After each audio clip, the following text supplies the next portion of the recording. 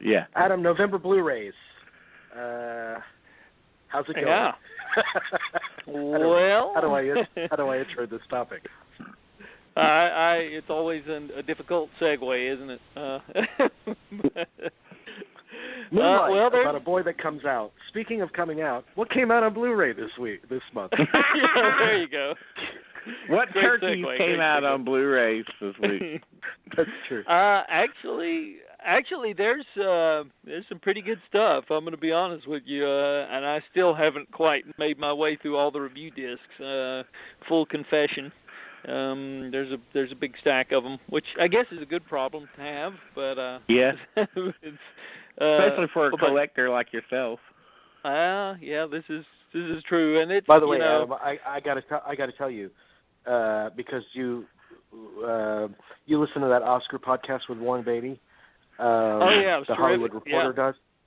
Apparently, Scott Feinberg just released a new podcast with De Niro, so nice. That might be good. I just wanted to give you a heads up before I forget. I'm glad you did. Yeah, I was surprised at that. He normally does not. He's very carefully chooses his words, and I thought he was a lot more open in that podcast interview than I've heard him in other interviews. I mean, maybe it's just my take on it, but that's what surprised me, because if you read about Beatty's interviews in the press, the Vanity Fair profile, the author of that profile wrote a second article about the process of putting together that profile, and said that he, off the record, he was so jovial and talkative, and as soon as I turned on the recorder, he clammed up, and he took forever to choose every word, and then he'd go back and restate something. So I was like, well, he's the most imperfect guest for a podcast ever. Right. But he let it run. He let it ride, which was surprising. Yeah, I thought it was great. I was impressed, and I wasn't really familiar with that podcast. And I went back and got some of the earlier episodes, and there's some pretty good guests on there. Surprisingly, the guy had just done an interview with Robert Vaughn a month and a half before he passed away. Yeah. And that was a shock. I thought, man, was he ill at that time, or did he just just become ill between the time they did the podcast? And that was because he sounded full of vitality and the podcast that they did. So it was quite interesting. Yeah. So, but yeah, definitely recommend that to people if you haven't listened to that. It's about an hour and a half. It was long. It was lengthy. Yeah. So. Yeah. Anyway, okay. well, here come the titles. Okay. Yeah. Well, I know Dean has complained about this before, that the only version of Stripes out there now is seemingly the director's cut. But I think they've rectified that problem. I think I told you guys last time, or maybe the time before, that Sony now has a label that they call the Choice Collection, and it's a Blu-ray on-demand service. So if you order one of these movies, they'll press it up and mail it out to you. And there's a lot of debate about pressed Blu-rays as opposed to the mass-produced ones, because they say the ones that are burned on demand maybe don't hold up as long, and because I know that's been an issue with DVDs for sure. And so anyway, but what I'm getting at is that Stripes has been issued in its original theatrical cut on this Choice Collection label from Sony. Good. So we do have an option. That's good. Stripes. Because that director's cut is all stuff that should have been cut out. I agree. Which is the case with most director's cuts. Yeah, it doesn't really. It changes the whole tone of the movie, I think, and not in a good way. But it has been issued, as well as Neighbors, the John Belushi film directed by John Avildsen, and that's another one of their Choice Collection entries. How do you guys feel about that movie? It's a mixed bag. It's not great, but it's Neighbors right? with John Belushi. Neighbors. John Belushi. Yeah. I have a strange affection for it. I remember first seeing it and thinking, what in the hell is this movie with that crazy score? Is that a Bill Conti score or something like that? I think it is, yeah. And it's just got this crazy, incessant score that goes throughout the entire movie that makes it feel like a cartoon. And then I remember seeing it on cable and repeatedly, and starting to get into it. Like I really is that think like, that is your that like favorite Belushi actor, and Aykroyd's version of the Cable Guy? Is that like? Yeah. Yeah, it is. Pretty much. It sort of is. You're right. But I really find Aykroyd and Belushi very funny in it, and same thing goes with especially with Kathy Moriarty, who I think really has fun with her role. But that's a movie that it's unusual. no doubt about it. It's not for everybody, but well, let me say, I would completely empathize. I completely empathize with Belushi, because if Dan Aykroyd were my neighbor, I would pull my fucking hair out. That must be one of the most irritating Aykroyd performances for you of all time, because he really is. He's really unleashed in that movie. It's so hard to pare that down. Yeah. Yeah. Oh well. Well, the only bad thing is about these Choice Collection Blu-rays. They don't have any extras that I'm aware of, so it's pretty much bare bones only, and they retail for almost $30. I think like $27.95. So kind of pricey for just a movie only. But if you really want a high definition version of Neighbors, well, there you go. So there it is. Okay. And isn't that who directed that again? That's John G. Avildsen. Yeah, right. Okay. Yeah. It's a great classic underdog story in the John Avildsen tradition. Avildsen had such a weird career, because he had, right before he won the Oscar for Rocky, he did WW and the Dixie Dance Kings, which I really like, the Burt Reynolds movie. And then right after he won the Oscar for Rocky, what did he do? Did he do something like Fist or something like that? Yeah, I believe so. Yeah, I think it was Fist that he did, and just a weird, Rocky is like. It's ironic, amazing because I'd honestly prefer to get fisted than watch Neighbors again. So it's very ironic. Well. Okay. You can't forget that he did Joe in 1970, so that was how he burst onto the scene. So, yeah. Oh boy, interesting career. It's interesting. That's for sure. I love to hear him. Years ago, I edited an interview with him for Aaron's show, and he got really upset by comparisons to Rocky and the Karate Kid. It was like they have literally nothing to do with one another. They have no similarities at all. I was like, all right, man. Well, they don't really. they really don't. I mean, other than they're underdog two sports movies, and they're classic underdog sports movies. Underdog sports movie is about the only thing that they have in common, I guess, because Which is what they Rocky are. is so gritty. So the only thing they have in common is what they are. Well, they belong to the same genre, I guess, but but their approach is radically different. I mean, Rocky is so much grittier. Karate Kid is like a shiny little bonbon compared to Rocky. So Rocky's like a sloppy plate of spaghetti or something. Actually, I stand corrected. I did the research. That was Norman Jewison that directed Fist. He did Slow Dancing in the Big City. That was his follow-up to Rocky. Oh, that's even more. That's way more obscure. Yeah, the Paul Sorvino thing. Right, and then he did the Formula. Minute. Oh, that's right. He did the movie with Brando wearing the earpiece. Right. But who did he? Oh, okay. So I guess Victory is like a British director, like a John Irving. No, Victory was John Huston. John Huston. Right? Okay. Yeah. So yeah, and don't forget he directed The Power of One. So that's a real that's a real jewel in his on his resume. Oh man. So, anyway, and The Power of One, I'm telling you, The Power of One is absolutely not the same movie as The Karate Kid. Do not make that mistake.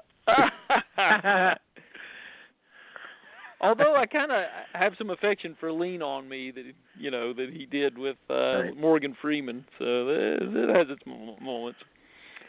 Well, anyway, Kino released. And there are Battle no of the similarities between Morgan Freeman's character in Lean on Me and Burgess Meredith in Rocky. Do not make that mistake. None whatsoever. Well, Battle of the Sexes is a 1960 film with that Peter Sellers and directed by Charles Crichton, who later on did many other British comedies. And well, he had done maybe not the Lady Killers, but well,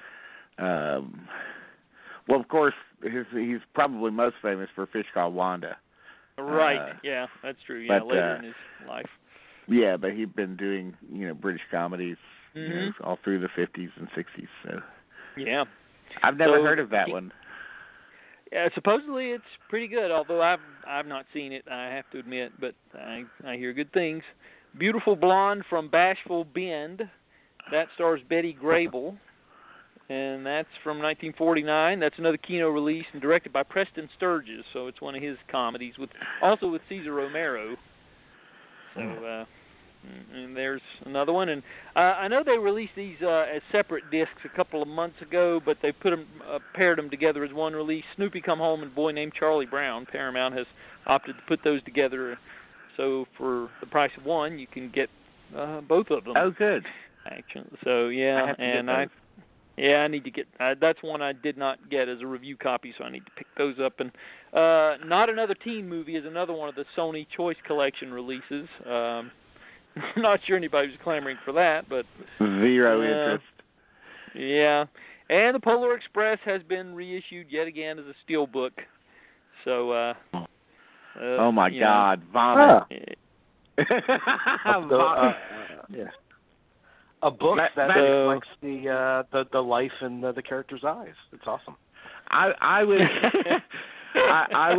would count that movie as one of the 10 most excruciating movies of all time, ever. Like, Plan 9 from Outer Space looks like fucking Schindler's List compared to this.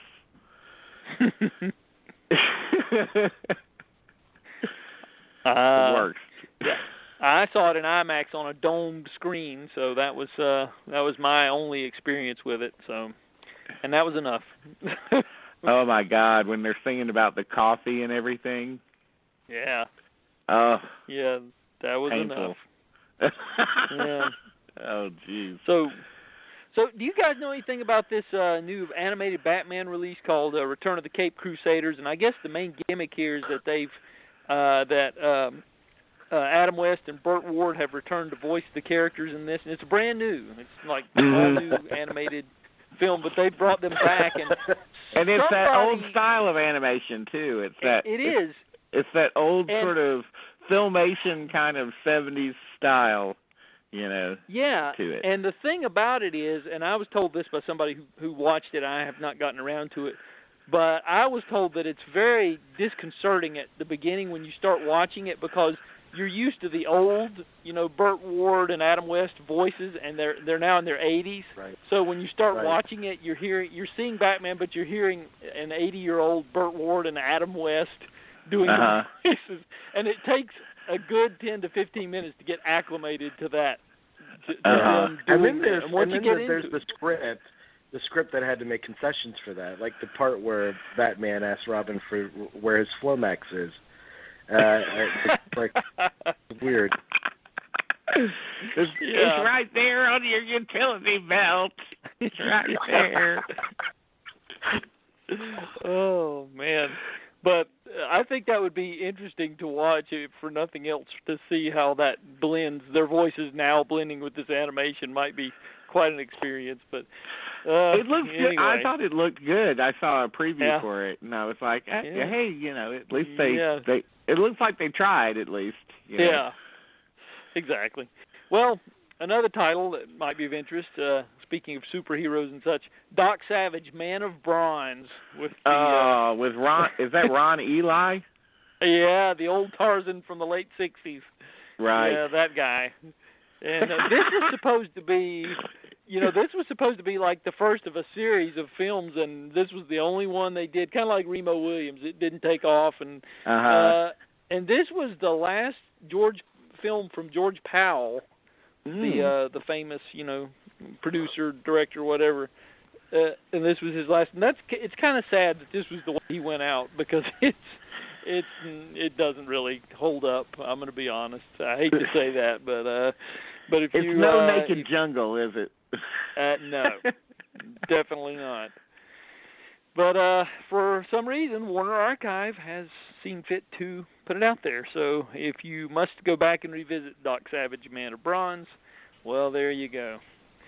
So anyway, so how about Bubba Hotep, directed by Don Coscarelli? Right.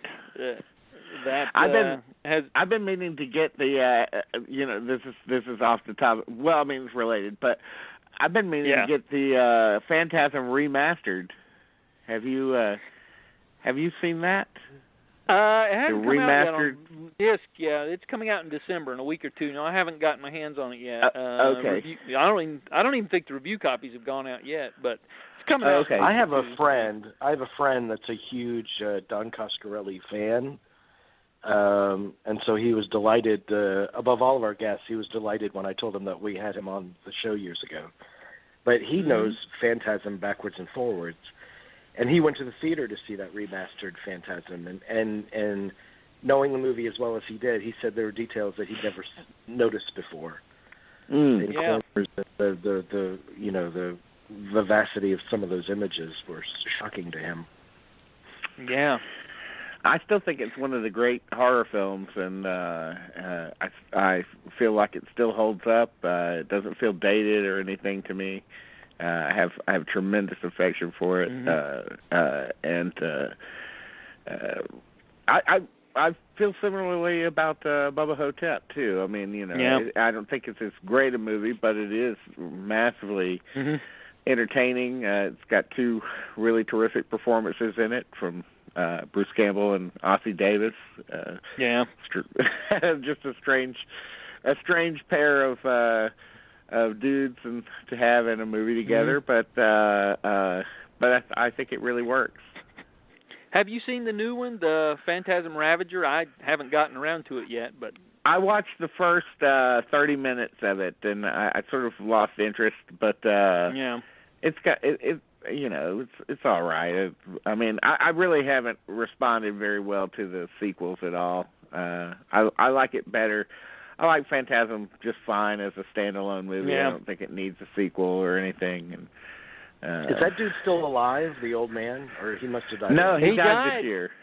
He died right after the production, right after they finished shooting that one. And apparently he was dying as they were filming it. Because they did an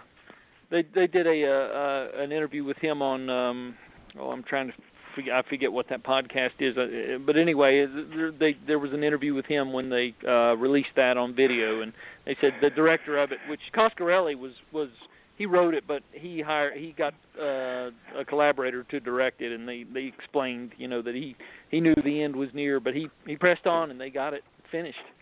So anyway, Angus Scrimm. Yeah, I saw that guy about 4 years ago at one of these the Mad Monster Party type things where they have the autographs and all that. He had the longest line of anybody there, I'm telling you. It was amazing. And he was about 83, 84 at that time. And they were just lined out the door to get him. That was the thing, man. I mean, all those older horror movies, no matter their merits, those people with conventions and stuff, they had ongoing careers just doing that. Oh yeah. I mean, you could just make one appearance in a single horror movie, and you had a career for life. Yeah.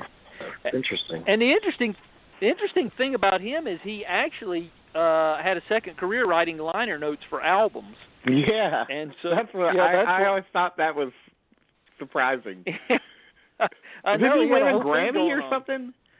I think he did. Yeah, he wrote the liner notes for some of those Beatles albums, the American releases of some of the Beatles albums, if memory serves. And so he had a whole thing going on before the Tall Man became his later calling. So he had quite a checkered. It's funny, they used to life. give Grammys for liner notes. I don't know if they still do. They did. Yeah. But some surprising people would win. Yeah. I think Allen Ginsberg won one year. Yeah. But yeah, that's an interesting side note about Angus Scrimm. I always heard he was very nice too, a very kind person. So he really seemed to be, the brief interaction I had there. So seemed to be. But anyway, so moving along to other releases, and we're doing the releases for November 8th now. We have Lone Wolf and Cub. The Criterion did a release of Lone Wolf and Cub, the based on the famed Japanese graphic novel. And I'm which telling a lot you, of people call like the Baby Cart series or whatever. Yeah, it was later edited into a feature film and put out in 1981 in America called Shogun Assassin. And but these are the individual films. There's 6 of them, and I did get a chance to dig into them, and my son and I we dug into them together, and I'm telling you, the transfers are outstanding. The movies are just they're just great. They're really entertaining, and you can see the influence, that Tarantino obviously was influenced by these with a lot of the set pieces that he employed in Kill Bill. It's very obvious, and it's just amazing some of the things they pull off in these films. And if you're a fan of that kind of stuff, and even if you aren't, it's just, I could not recommend. This would probably be my recommendation of that day of all the releases, November 8th, because it is quite the release. The Lone Wolf. They should bundle that with Lone Wolf McQuaid. I think that should be fun. Well, each of the films are only like 80 minutes, so you can breeze through them real easy. It's they're real short, but they pack quite a wallop. But here's something that doesn't pack quite such a wallop, and that's the Rush Hour trilogy. By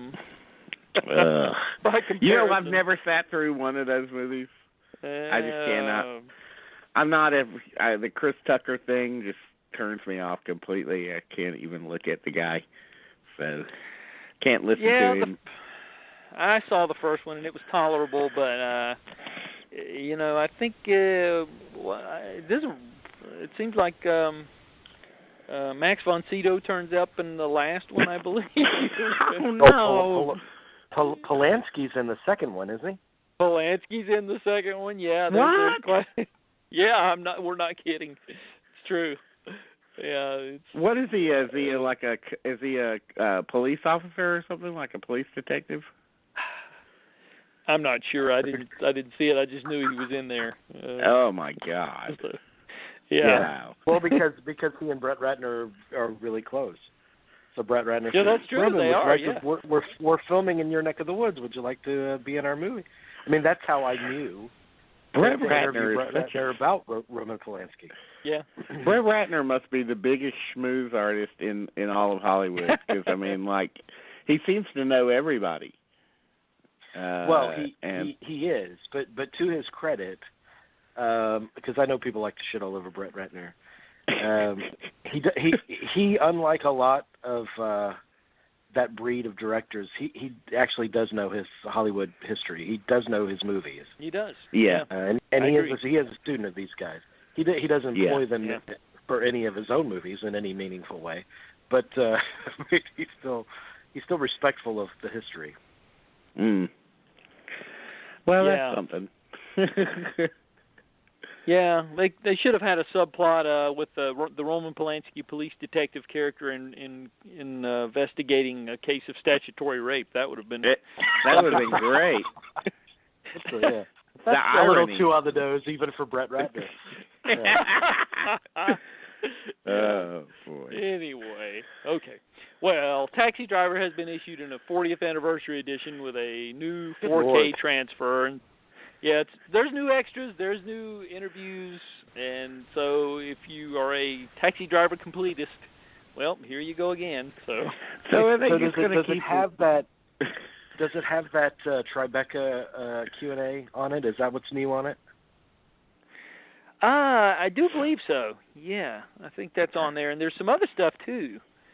So it's like an hour's worth of new stuff, I believe, or maybe a little more. And a lot of the carryovers, from the other the book, because they had a book that they put out a couple of years ago, the Steel book or whatever. But yeah, so a great book, a great book of photography. It was Taschen put it out.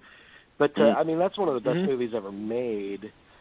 But even I'm like, okay, you're putting out too many editions of it. I mean, seriously. I mean, are they going to do this like every 5 years? Like go back and redo? I mean, I don't know. It's just this whole re-release thing. After a while, you're just like, can we release something new? Something that's never been released before? Yeah, and they're going to have to keep selling it with new material. And by the time everyone's dead, the new material is going to be like, an exclusive interview with a key grip or something. Right. Right. Yeah. Well, I guess, catalog titles are selling, there's such a niche market now that I guess the ones that do sell, they have to just kind of, do what they can with them to try to make up some of the revenue that these other titles aren't generating. That's encouraging too. I mean, if older titles, or if there's some older titles that are selling better than the new ones, I mean, we're seeing that in music too. For the first time, like ever, older titles are selling in greater numbers than newer titles in the music world, which is kind of cool. It is cool. Yeah, it's good. It's good to know that people are realizing that that there was better music in the past, and it's not just old fuddy-duddies going, well, in my day the music was better, because it really was better. It was better. I mean, there's nothing better than the 1960s. That's just it. That's the bottom line. It's the greatest decade for music, and I defy anybody to say otherwise. Yeah. And the main reason why older music is outselling newer music nowadays, don't you? I don't know. It sounds like a setup to a joke. It's not a joke because vinyl sells more than CDs and digital downloads. Yeah. Oh. In this day and age, yeah. Well, that's good. I'm glad that vinyl's back. Yeah. Mm-hmm. Now we need to bring back VHSs and video stores. That's true. Hey, there's you posted something about a renaissance of video stores, didn't you? Well, I mean, it was titled, I forgot where it's from, but it was titled The Return of the Video Store, and I don't really see the video store returning, although I reading the article, they were talking about, younger people who've never been into a video store coming in and like, wow, this is amazing. I mean, if it's so amazing, how come there aren't any more of them? And I really think that the only thing that really killed the video store was late fees. Late fees is the thing that killed video stores. Because, I mean, I used to work in them, and I used to take late fees from people that would be like $50, $60. And I'm like, oh, my God, I just could... I mean, how long can we keep... No, but how long can this go on? I mean, they died for two main reasons as far as I see it. I mean, even if people had late fees, if the only way they were able to see these movies at home were to rent them, then they'd have to rent them. But they had another option that mostly killed video stores, which was they could just bring it up at home and on their computer. But in addition to that, I think Blockbusters killed the video store, the world's largest chain, because they had a prime opportunity to partner with Netflix. I mean, Netflix came to them in their beginnings and wanted Blockbuster to be a part of them. And Blockbuster refused because they didn't see any merit in at-home streaming and that kind of shit. And that's what killed them. And that's what killed video stores in the long run. But and also, the other thing about Blockbuster is people resented the fact that they were such holy rollers that they wouldn't have certain types of movies on the shelves, that they had no respect for the older films. You know, they were like, "Oh, Casablanca, this piece of shit." And I know because I used to work at a Blockbuster. I worked at a Blockbuster for 6 months, and so I'm like, I've never heard of this movie, Casablanca. What is this? Let's put it in the trash. You know, let's get it off the shelf. And let's put on, Silence of the Hams instead up here, with Dom DeLuise. Oh, yeah. Dom DeLuise. But I remember them never carrying Last Temptation of Christ, or at least it took a long time for them to agree to carry it. Yeah, I remember. Yeah, I mean, nobody liked their holy roller attitude, and people wanted them to die. So, but if this article talks about people walking into, of course, mom and pop video stores that have been around and have amazing collections, stuff that's not available online, that's not available through Netflix. I mean, I think Netflix's biggest shitting of the bed is the fact that they promised us. I thought that we were going to have a library online that was going to have everything, and it just doesn't because of contracts and so forth, and I think because of their just simple bad taste. Like they have no respect for movies, and frankly, most of the shit on there is absolute pure shit that you would not watch unless you were just fucking lobotomized, Yeah. And I feel the same way too about Amazon Prime. Although I'm thrilled when I can find something on Amazon Prime that I think is overlooked and obscure, and but it happens very, very rarely. So anyway. Criterion has their own site now. They just launched it called Filmstruck, and right. It's only like $6 a month. I haven't had time, but they even have the audio commentaries and everything. Mm-hmm. So you get all the extras that you would get, if you were doing, if you were actually renting the discs or whatever. So it's kind of a neat concept, I think, for anybody. Yeah. And they're getting that with. I wonder how long after Blu-ray release do you have to wait for it to appear on that site? That's a good question. Yeah, because I'm sure there's like a grace period, just like there used to be with theater to video. Mm-hmm. Yeah, and they're doing that with TCM, right?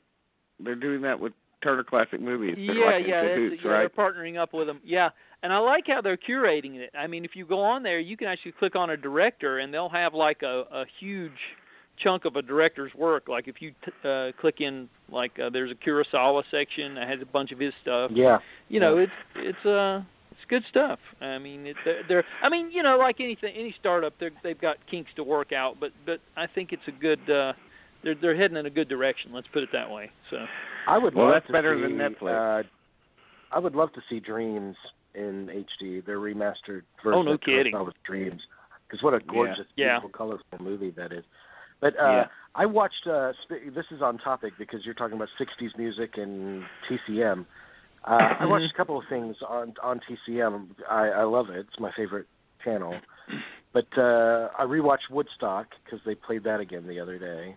And that inspired me to go out and buy a lot of 60s folk albums.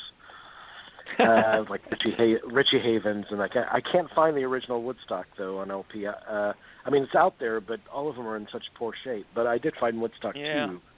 So here, let me get your opinion on this, Dean. This is complete aside.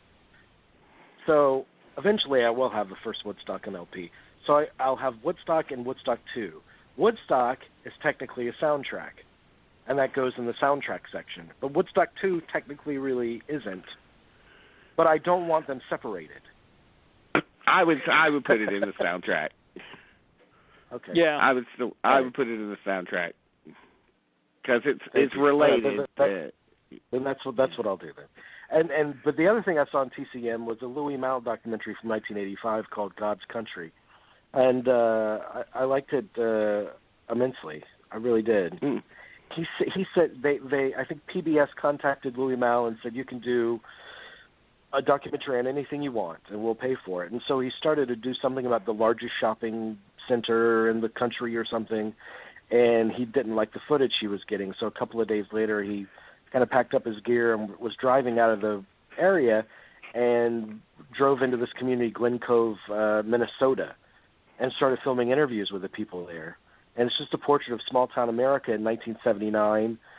Then he ran out of money, and he returned to that city 6 years later in the midst of the Reagan administration and a crumbling farming and agriculture industry, and revisited those people who were losing their livelihoods that had been in their family for generations. It's an interesting documentary. It's a slice-of-life documentary.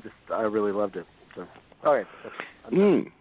I have to look for That's that. a Criterion. That's a Criterion title, by the way. It's on Criterion DVD, if not Blu-ray. Mm-hmm. Yeah, that's always been on my list, and I just never got around to seeing it. Yeah, I heard great things about it. Yeah, for sure. Well, back to the titles here. We have a Jess Franco horror film from 1984 called Night Has 1,000 Desires. That's somebody whose appeal just completely eludes me. Just yeah. You Same just here. have to be just an aficionado of trash to like that side. Just But how about I, the Jury? Directed by Richard T. Heffron and starring Armand Assante, and a staple of early 80s HBO. That's Kino put that one out. We were talking about with Richard T. Heffron. Yes, we were. We were the only we were said that at that time, as we're fond of saying on this show, that we're the only people in the world talking about Richard T. Heffron, who is frankly mostly a television director. He is. But was. yeah. So anyway. Yeah. Well, I think Larry Cohen wrote this. He was supposed to be the director of that film, and then he got fired because he can be abrasive. I've heard at times, and so they didn't like what he was doing, and so they fired him and brought in Heffron. But I haven't seen this movie in like 30 years, so I'm gonna have to. And it's sitting here. I haven't gotten around to looking at it again, but yeah, I have fond memories of it though. It's pretty violent from what I recall. Yeah. So, okay. Yeah, but another Kino release would be Western Union. That's a crime western, they're labeling it, with Robert Young, Randolph Scott, Dean Jagger, and directed by Fritz Lang. Oh, that sounds good. And, yeah. And also the Neptune Factor. That's another Kino release directed by Daniel Petrie and starring Walter Pidgeon and Ben Gazzara from 1973. I always lumped that in, I guess because, it seems like this was a drive-in. Yeah. It was sort of a drive-in staple, that movie. Does it have Yvette Mimieux in it, or somebody? I think so, yeah.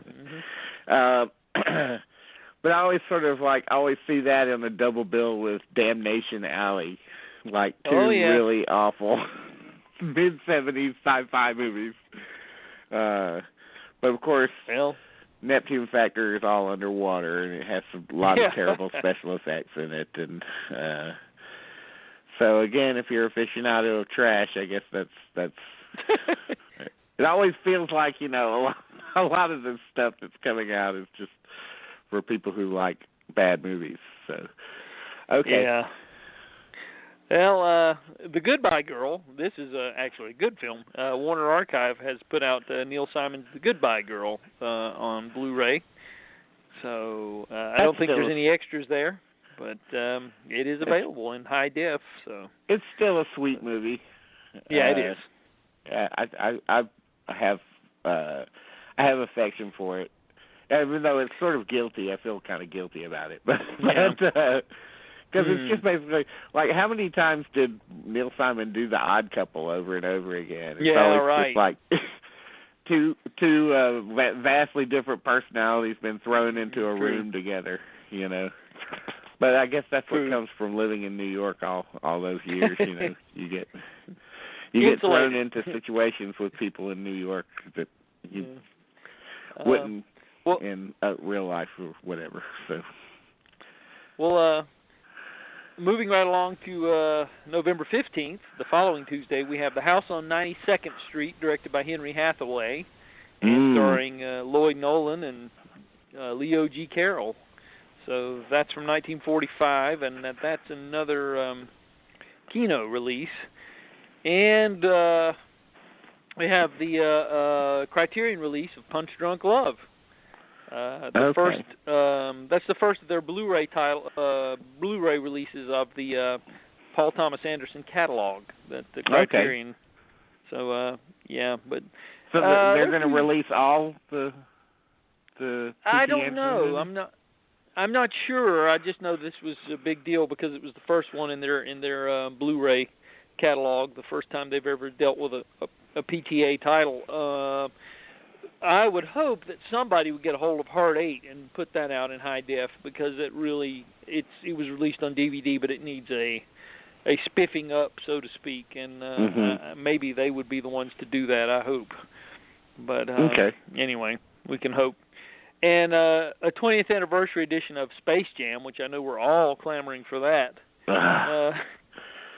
Another movie, who, you know, I put that in that Goonies category of like, you know, movies that people have of a certain age have a tremendous affection for. That's based on nothing other than it reminds them of like being a kid, I guess. So, like, but I was a projectionist when it came out, and I remember watching it, you know, when we were putting the film together and all that, and it was terrible then, and I'm sure it's terrible now. Even worse, probably. Probably, yeah. So, anyway, we'll move right along to the Twilight Time titles, and there's some pretty good ones this go-round. The Boston Strangler has been issued, directed by Richard Fleischer, who we often refer to on the show. And I love this film from a technical perspective, if nothing else, because of the multi-image technique. It was shot in Panavision, and sometimes it's not just split screen, but sometimes it's triple screen even. There's all kinds of... It's really innovative, and I loved that back in the days when they used to run films on TV in pan and scan only, TV stations were forced to run this in letterbox format because otherwise you couldn't see half of the picture. They had no choice, and I loved it. I was like, that is great. They have to run it in widescreen. They can't help it. So I do love it. It's not. They're more than just, you know, triple screens. It's like sometimes there's like 10 different images going on. It's incredibly innovative, I think, is from a technical standpoint. I mean, I love what he does there, and you don't really associate Richard Fleischer with being, you know, a really stylistic director. You know, he's kind of a workman-like director, but he really did well with this film. And I believe that it's photographed by Richard Klein, who's a great cinematographer. And so this is well worth it. Certainly a worthy release, worthy of picking up. That's the one movie that I wish De Palma had done, because as of a few years ago, he was going to do the Boston Stranglers. But I guess he just couldn't get financing ready for it. It was his ex-wife was going to produce it for him, Gail Ann Hurd, but she started being busy with Walking Dead. It was right around that time that series started. But he could have done a good job with that. That's a shame. Material. Yeah, that's material. That's material ripe for his sensibility. That's for sure. But yeah, they also on the same day released Pretty Poison, written by Lorenzo Semple Jr. and starring Tuesday Weld and Anthony Perkins, and that is also very good. Yeah, highly recommended. Really good Tuesday Weld performance. I mean, they're both good in it, but she's particularly great. And Beverly Garland plays her mother. Oh yeah, the sort of former B movie queen. And And she's very good in it too, in a kind of a role that she didn't get very often. Usually she's playing Usually she played, kind of, particularly later in her life, like sort of sitcom-y kind of characters. But she's kind of terrifying in it sometimes. I agree. And yeah, it's a good movie. I revisited it the other day, and it holds a really good transfer too. By the way, I mean there's rarely an instance of film debris in the transfer. It really looks good, very sharp, solid, and some nice extras on there. And so I would recommend also Pretty Poison from Twilight Time. And so there's also the other Twilight Time titles. I Want to Live is another one. Susan Hayward and Simon Oakland. That's what Susan Hayward won her Oscar for. It's a Robert Wise movie about a woman. Yep.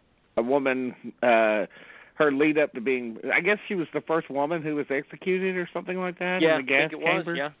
Mhm. Yeah. So it's good. Yeah, I recommend that one along with Sharon Stone was the second woman to be executed in that movie Last Dance. Oh my God, Last Dance. The Bruce Beresford movie, man. Oh yeah, I remember. Oh, okay. Yeah. Wow, I forgot definitely about that. remember that. Yeah. Yeah, that's well, the other Twilight Time. That's a conversation killer. Nothing kills a conversation more. Oh man. Well, I remember that was another one that came out when I was a projectionist, and I don't have fond memories of it either.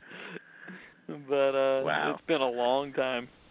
Yeah, so other Twilight Time releases, we have a 4K restoration of Moby Dick, 1956 version, the Gregory Peck. John Huston and Ray Bradbury was a co-screenwriter on that, which most people tend to forget. And also Moscow on the Hudson, the Paul Mazursky film with Robin Williams, is another Twilight Time. Underrated. And then, right, very much so. And Gran Bolito, which is an Italian film with Shelley Winters that I wasn't really familiar with until it was issued this month. So. Okay. And then we have, moving along to other things, Breathless has been reissued by Criterion, the Jean-Luc Godard.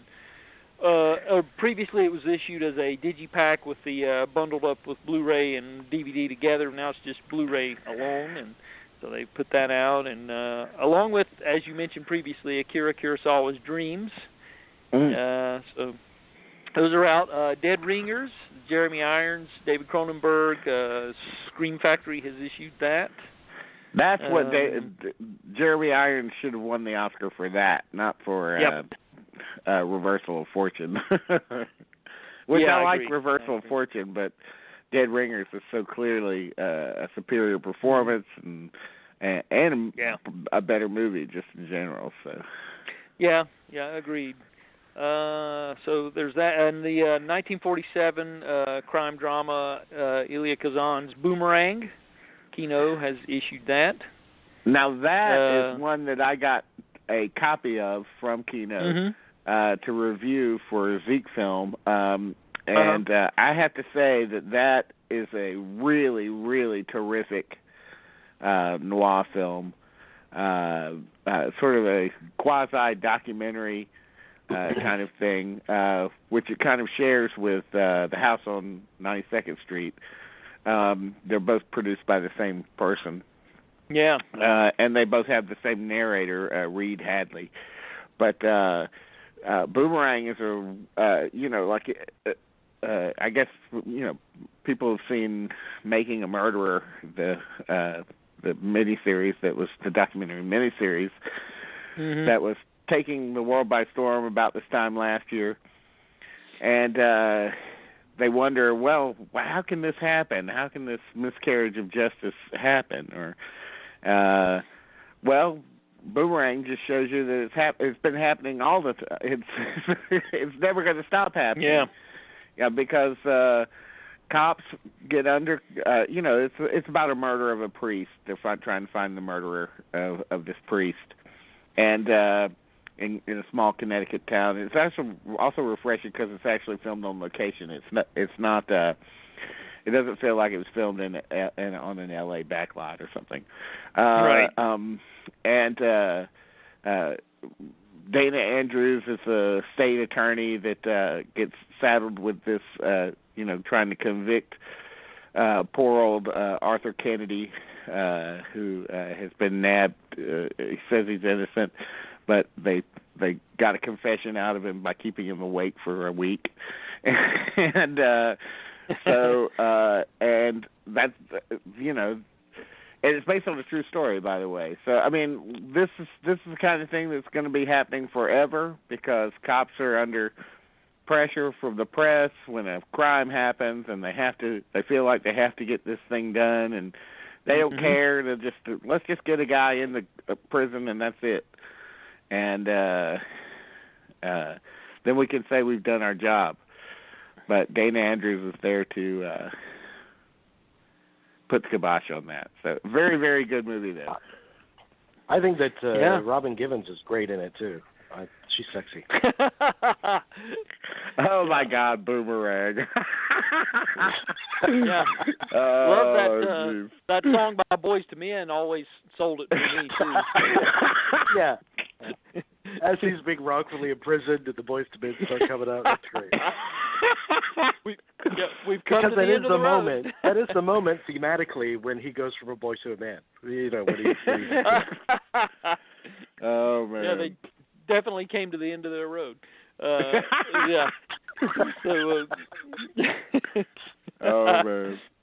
Well, Kino issued a 14-disc, 1,600 minutes, guys, Buster Keaton collection, which has everything from 1920 to 1923, The Saphead, Our Hospitality, Sherlock Jr., Three Ages, The Navigator, Seven Chances, Go West, Battling Butler, The General, College, Steamboat Bill Jr., and Lost Keaton from 1934 to 37. So, pretty That's complete. Quite yeah.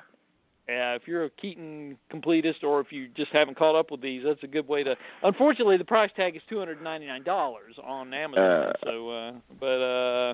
Maybe a little cost prohibitive. But anyway, Arrow has issued Chud. What can you say about Chud? Nothing. I remember watching it after finally. I know it was on cable a lot, but I just I can't watch a movie called Chud. But I did finally watch it, and I see why it's a cult hit. It's got some good things in it. And don't forget the sequel was titled Chud 2, Bud the Chud. We can't forget that. Bud the Chud? That was the name of it, yes. They just went like full whole hog comedy on the second one, I guess? Pretty much, yeah. Speaking of films that have been reissued over and over again, 75th anniversary of Citizen Kane, and from my understanding, this has no new extras. It's just the same thing they issued 5 years ago or whenever. So everybody's dead. That's right. Yep. That's right. Even its biggest fans, Pauline Kael and Roger Ebert. Yeah. True. Very true. How about Coffee and Cigarettes? Jim Jarmusch, Olive Films issued that. So that's fun. It's kind of fun to see those people, those various groups of people together. Yeah. And Otto Preminger, Daisy Kenyon, for Joan Crawford from 1947, I believe it is. So that's another released. A very weird movie. Very, very strange. Yeah. It's like a noir film, but it has no crime in it. So it's really it's like a melodrama. With Dana Andrews and Henry Fonda vying for the love of the ever unlovable Joan Crawford. And it's I've never been a big Joan Crawford fan. Her appeal eludes me. I think she seems mean. And I'm not just going on like what I know about Mommy Dearest. Even before Mommy Dearest, I thought she seemed mean. And so I find it difficult to see people vying for her affection. Like, why would you want to? Right.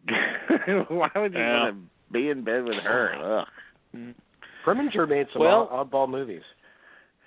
He did. Yeah. I mean, he really did. I mean, even in the 40s, he was kind of trying to buck the sort of sexual, I guess, reluctance of the era, in things like Daisy Kenyon and also in Laura, but definitely when the censors let loose of their grip on the studios, that's when he felt, completely unleashed to do things like, Moon is Blue and The Killing of Sister Skidoo. George and stuff like that. So, and Skidoo. Skidoo. Oh, jeez. Well, Robert Siodmak's 1948 film Cry of the City with Victor Mature and Richard Conte and Shelley Winters. That's another Kino release. Okay. Death of a Salesman, the 1985 TV production with Dustin Hoffman. That's been issued Shout Select. And let's see who was in that. It was Dustin Hoffman, John Malkovich. Malkovich, yeah. Kate Reed. Yeah. Was it Kate Reed that was in that? I can't remember. I think so, yeah. And directed by Volker Schlondorf, of all people, the director of the German filmmaker who made The Tin Drum. So not a bad film, but no, it's Hoffman's kind of miscast as Willy Loman. Isn't Willy Loman supposed to be a big booming guy, not a little mouthy worm? Agreed. Yeah. Well, I'll give you. Here's one that I really do recommend. Did a great job moving right along from the Death of a Salesman. I don't know how you seg. How about Handy Calder? I'm just thinking about that line of like Hoffman's or Death of a Salesman. A man is not a piece of fruit. And I was like, well, you look a little bit like a banana. So just a banana with glasses. Well, it doesn't really have a lot of sense of style. It's just kind of a film stage play. It's not a very. I mean, it's effective because the material is effective, but it's not really. You wouldn't know this is the guy that directed Tin Drum. Let's put it that way. Right. Which is kind of a surprise. Did he also do? How long did he live? That director. Volker Schlondorf? I don't know. He might still be around. I mean, before he became like one of the teachers at the university in Harry Potter with a name like that. He's still around. Did he? Oh, he did. Wow. Did he direct Palmetto? Yes, he did. From 1998. Huh? We're bringing up movies that we've never brought up before. Look at that. You don't find this on any other podcast. Woody Harrelson, Elizabeth Shue. Wow. I remember that. The only movies I know of his are these two. But of course he did The Handmaid's Tale, which I've never seen, and Swan in Love. But and The Lost Honor of Katharina Blum, I've always heard is one of his more notable works. Yeah. But I've only seen these two, so. Well, he's this was I guess his biggest claim to fame will always be Tin Drum. So. You know the long and hard thing he gave his wife on their wedding night. His last name. Oh. That's an old Polish joke. I'm sorry. Yeah. Well, what about 1972's Hanny Calder? That's been issued as an olive signature. They've got their own line that they just launched last month, actually. They're doing these special editions of some of their titles, and Hanny Calder is one of them, and I got a chance to look at this, and it's never looked better. It's terrific. The transfer, just it's pristine, and there's some nice documentaries and commentaries. And so if you've never seen Hanny Calder and Raquel Welch, and of course the villains in the film are played by Strother Martin and Ernest Borgnine and Jack Elam, right? Jack Elam, yeah, and they play it like the Three Stooges. It's really kind of tonally interesting because this is a violent revenge film, and yet the three villains play it like the Three Stooges. And so it's interesting. And Christopher Lee is a gunsmith, and then you got Robert Culp in there. So it's good casting, and it's like I said, incredibly violent, but also comical at the same time. And it's hard to categorize, but it's an interesting film. You know what that reminds me of? You know that movie Last House on the Left, Wes Craven's Last House on the Left. The most god-awful, horrific movie you've ever seen. I mean, it's so god-awful you feel like taking a shower afterwards. But in the midst of this movie that is way too effective, you have this Keystone Cop subplot. Yeah. It's like, what the hell is this doing in here? That's so totally awful. It always bothered me. I mean... I have a Handy Calder one sheet. It's one of the funniest ones. It's one of the funniest one sheets because all it is just a big poster-sized shot of Raquel Welch. And she's surrounded by Borgnine, Strother Martin, and Jack Elam. And they're all like, wow, they're all grizzled and everything. they're grouped all around her. I was like, what a weird one sheet it is. Just so the one sheet I think kind of gets the tone of the movie. I think right. So, but I mean. The movie opens with them raping her, burning her house down, and killing her husband. I mean, that's right in the first 10 minutes. So that's how it starts. It's pretty interesting. The 70s were a big era for rape in movies. Oh yeah. Raping left and right. True. Well, there's a lot of it. Yeah.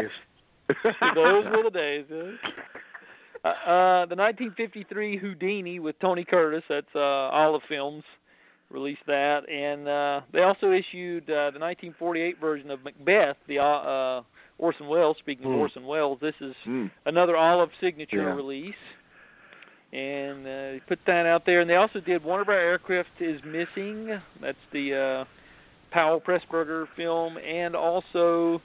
J'accuse, which is the Abel Gance remake of his own silent film from 1919. This is the 1938 version with, Victor Frentzen. So those are a couple other Olive Films releases, and there's that I think that covers all of their stuff. Well, the 1948 Lulu Bell, directed by Leslie Fenton and starring Dorothy Lamour and George Montgomery. That's another. And that's pretty much the Olive releases for that particular day, which was and there's one other. Let's see. Oh yeah, the 1987 film Man on Fire with Scott Glenn and Joe Pesci and Brooke Adams. 1987. Kino released that. So I've not seen that. So now is that. Was the Denzel Washington Man on Fire? Was that a remake of? I'm not sure. I really don't know. No, I wish I could tell you, but. All right. And speaking of Chud 2, Bud the Chud, they did release that the following week, November 22nd. So I just good. So it is out there. We good. Yeah, the long wait is over. Yeah, It's Always Fair Weather is available. The musical is Sid Charisse.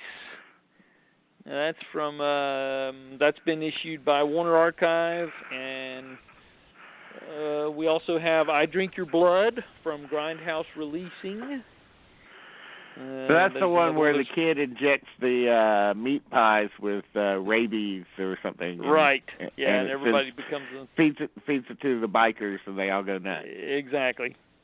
Yeah. It was always on a double bill with "I eat your skin." That's right. I drink your blood and I eat your skin. So, wow. I know you guys mentioned this last month. Wow. So if it were a trilogy, it would be what, like, I Shit You Out or something, or what? Yeah. What would that third movie be? I gobble your heart. Unpleasant. I gobble your heart. Yeah, that's the Thanksgiving part movie.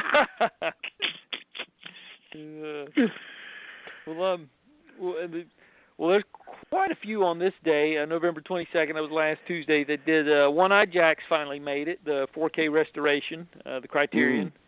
That's finally out there. The one that Scorsese financed, I believe. And Rabid, the David Cronenberg film with Marilyn Chambers, is being issued by Scream Factory.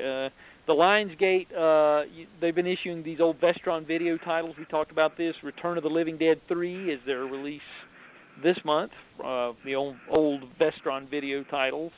Okay. There's The Squid and the Whale is another Criterion release that came out on the 22nd. And we also have a Kino release, a box set of all the DePatie Freeling in cartoons, like the all Inspector, the Roland and Ratfink. Yeah, the Ant and the Aardvark, Tijuana Toads, Roland and Ratfink, and the Inspector, all in one box set. So so no Pink Panther.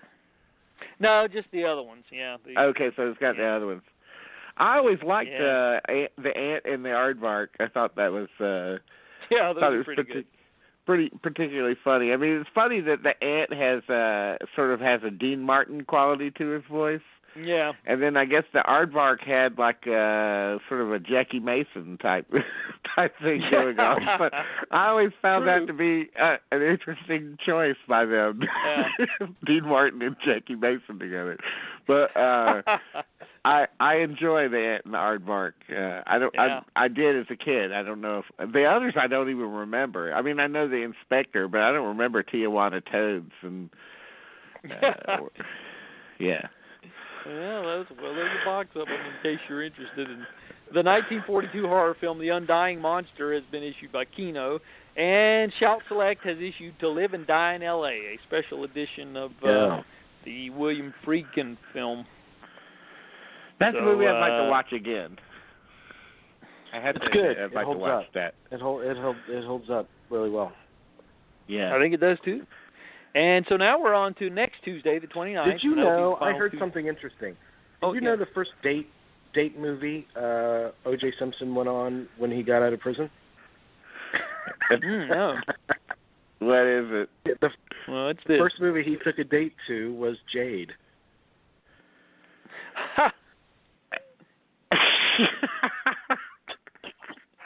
Jade. Now, I mean, is there something sort of funny about that? I mean, I've never seen Jade. I have to be honest. But I didn't know. Is it about like a guy killing his wife or something? Yeah. I mean, it has that element in it.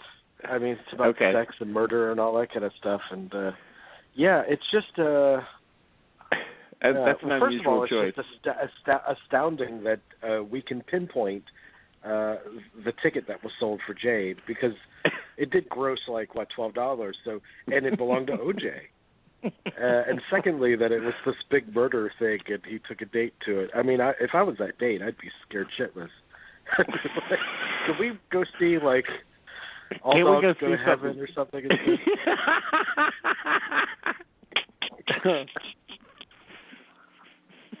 Yeah, and he'd be walking out of the theater saying, you know, Nicole was a dog. Yeah, but anyway, go ahead. And she's in heaven now. Yeah. That is terrible, but it's funny because we know he did it. Okay, Adam, go ahead. Oh no, that's well. There's Acorn Media has issued a box set of I don't think it's a box set, but it's a documentary called Sound Breaking: Stories from the Cutting Edge of Recorded Music.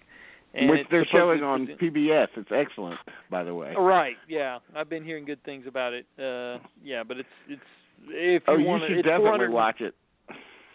435 minutes, so I will tell people that. But anyway, back to it's available on. By the way, that Soundbreaking is available on PBS.org as a streaming. So they have all 8 episodes up there. It's good. It's very good. If you're a music fan, you will dig it. Well, I'm definitely curious about it.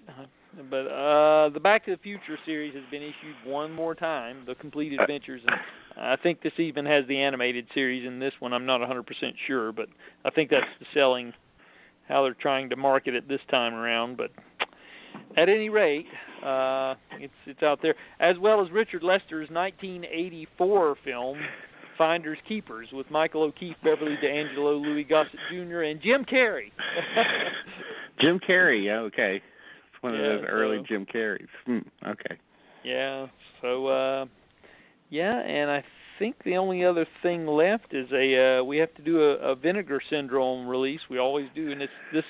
In the case of this one, it's Death Machines from 1976. So that's an issue from Vinegar Syndrome, and there is a twofer of Taboo 2 and Taboo 3. Although I'm not, these have Kay Parker and Dorothy LeMay in them, but I'm not really familiar with them. But from 1982 and Rated X, of course. But one of the stars here is Kevin.